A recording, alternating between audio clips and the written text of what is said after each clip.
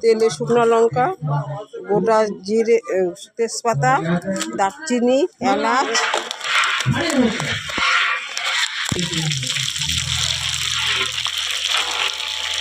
মাংস তো 7 কিলো, গোটা জিরা তো লাগবে 5-10 গ্রাম।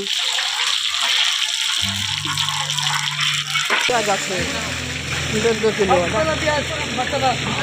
14 কিলো পেঁয়াজ আছে এখানে, একটু বেশি আছে, একটু রেখে দিচ্ছি।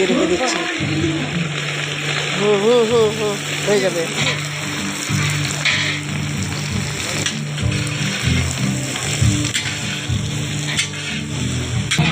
পেঁয়াজটা দেওয়া হচ্ছে, এখন রসুনটা দিচ্ছি। রসুন 7 কিলো মাংস, 2 কিলো রসুন দিচ্ছি।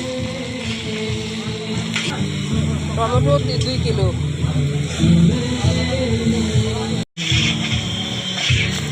লবণ দিয়ে দিচ্ছি, 600 গ্রামের মতন লবণ দিয়ে দিচ্ছি।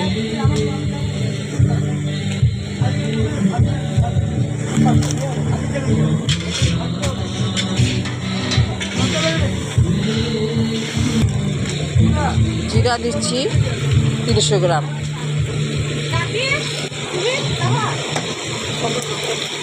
হলদি পাউডার 400 গ্রামের মতন দিলাম।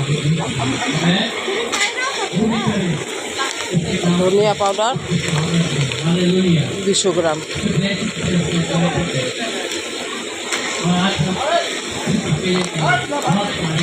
লঙ্কা পাউডার 200 গ্রাম।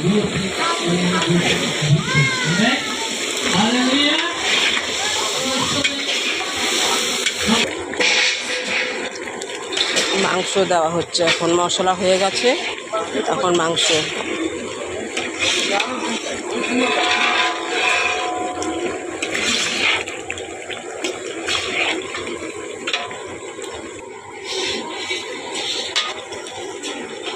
এখানকার বাগানের মাংস এরকমই হয়। মাংসটা দেখছো না, এরকম হয় বাগানের মাংস। এখানে ডুয়ার্স বিনাগুড়ি বাগান, কাজটা হচ্ছে বিনাগুড়ি বাগানের অর্ডার। 700 লোকের রান্না হচ্ছে।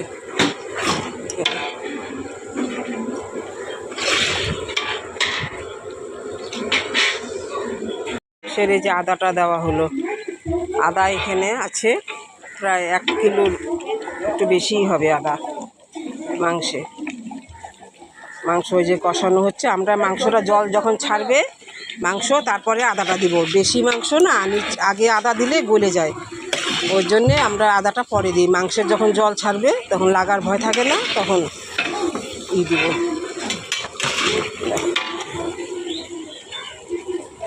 গরম জল করে হলুদ লবণ দিয়ে ভিজিয়ে রাখা হচ্ছে। এখন মাংসটা হয়ে আসছে, এখন চর্বিটা দিব। তাহলে মাংসের চর্বিটা গলবে না, পিস পিস থাকবে। আর আগে দিয়ে দিলে গলে যাবে চর্বিটা, এই পিসগুলোর একদম থাকবে। এইভাবে করে মাংস রান্না করবে। মাংস এইভাবে করে আনলোড করে এই হাঁড়িতে রাখছে। মাংস এইভাবে করে হাঁড়িতে মাংসটা রাখা হবে, তাহলে মাংসটা সুন্দর সুসিদ্ধ হয়ে যাবে আর টেস্টিও লাগে। নিচে কয়লার আগ দেওয়া আছে, নিচে কয়লার আগ দিয়ে ইট দিয়ে বসাই রাখছি। মাংস এখানে সুন্দর, খাইতেও টেস্টি।